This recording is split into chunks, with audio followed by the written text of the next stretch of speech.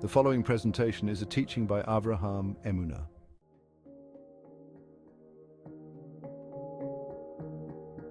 Kabbalah and the divine nature of man. In Kabbalistic thought, the story of Adam before the fall is seen not just as a narrative of the first human in the Garden of Eden, but as a profound allegory of human potential, cosmic structure, and the nature of the divine.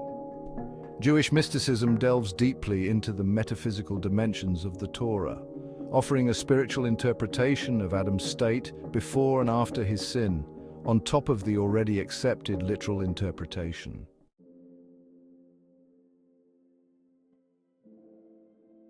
Adam as a divine being. Before the fall, Adam in Kabbalistic terms is understood to be a divine being, not merely human in the sense we understand today. He existed in the Garden of Eden, which in Kabbalistic interpretation is not simply a physical location but a higher spiritual realm. The Garden of Eden represents the higher spiritual world, close to the divine source, a realm known as the world of Atzilut, where the emanations of God, known as the Sephirot, are fully manifest. In this state, Adam is seen as possessing a body of light, a reflection of the divine light transcending physical limitations. He was both a body and a soul, a living being, but his body was a body of light. Perhaps in a similar way that the New Testament writings tried to display Jesus in the Transfiguration narratives, a human being of light and glory. Kabbalists describe Adam's soul as a microcosm of the universe, containing within it all the souls of humanity. Adam is a type of seed from which sprouts all the souls of humanity. This elevated state is often referred to as Adam HaRishon, the primordial man. Adam's soul encompassed all the dimensions of existence, stretching across spiritual realms and uniting them in harmony. In this state, Adam had a profound unity with God and was infused with divine knowledge, being in direct communion with the Creator.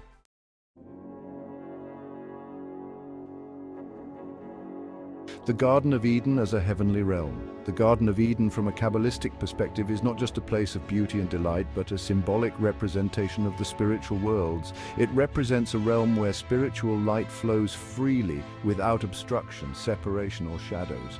The physical world as we know it is considered a lower reflection of this higher spiritual reality.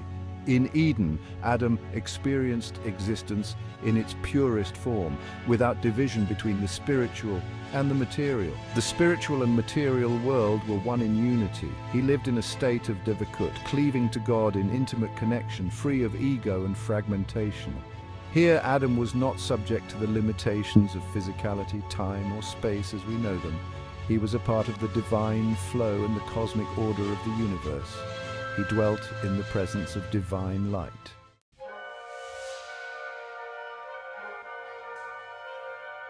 The fall from divine to dust. The sin of Adam, commonly understood as the eating of the forbidden fruit, is interpreted in Kabbalistic thought as an act that introduced disunity and fragmentation into the world. The fall is seen as a descent from this lofty divine state into the material, limited world.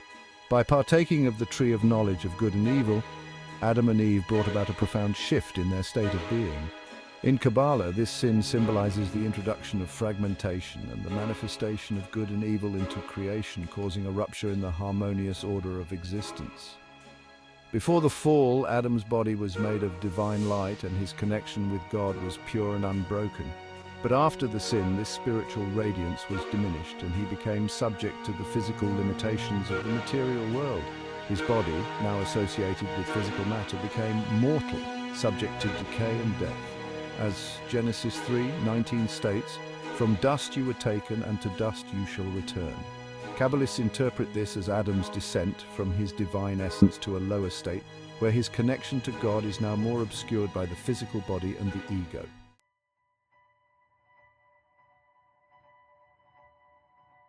From spiritual exile to physical exile. Adam's exile from Eden reflects not just a physical relocation, but a metaphysical fall from a higher spiritual plane of existence to the world of Asiya, the world of action and materiality, a world contained by limits and fragmentation. In Kabbalistic cosmology, the world of Asiya is the lowest of the four worlds, representing the densest form of existence, where the divine light is concealed by the garments of physicality. The garment of skin that was given to Adam when he was exiled out of Eden was the human flesh suit. His inner man, existing as a divine light, was now covered by the garment of human flesh, and the originating light of God himself was now shaded and covered by the garment of the physical world. This exile signifies a loss of Adam's original divine nature and the beginning of his new existence as a mortal being bound by time, space, and the physical laws of nature. In sinning, he had acted with his ego, he acted with animalistic desire rather than divine will, so he became like the animal that had deceived him and was given the garment of skin. Some Kabbalists refer to this fleshly garment as the snake skin. This fall from the divine also represents the fragmentation of the unified soul of Adam HaRishon, or corporate Adam, splitting into the many individual souls that now populate humanity. Thus, the fall is not just Adam's fall, but the fall of all human souls together. Souls which now struggle to reunite with the divine and reclaim their original light, the divine essence.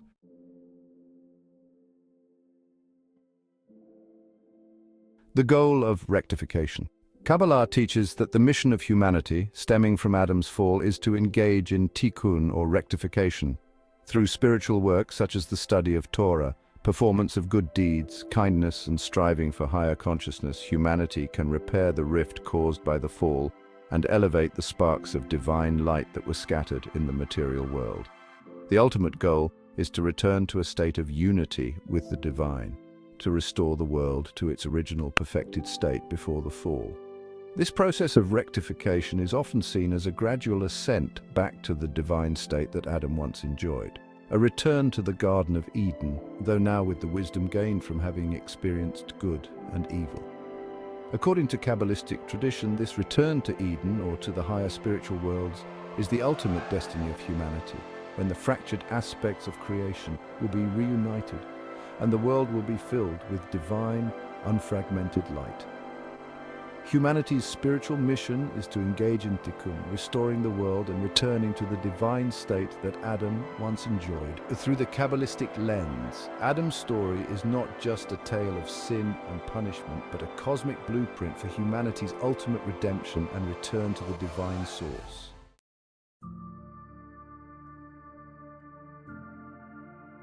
Thank you for watching. This has been a presentation of Avraham Eminer. The views expressed here are mine alone and are not meant to be an authoritative representation of any one religious tradition.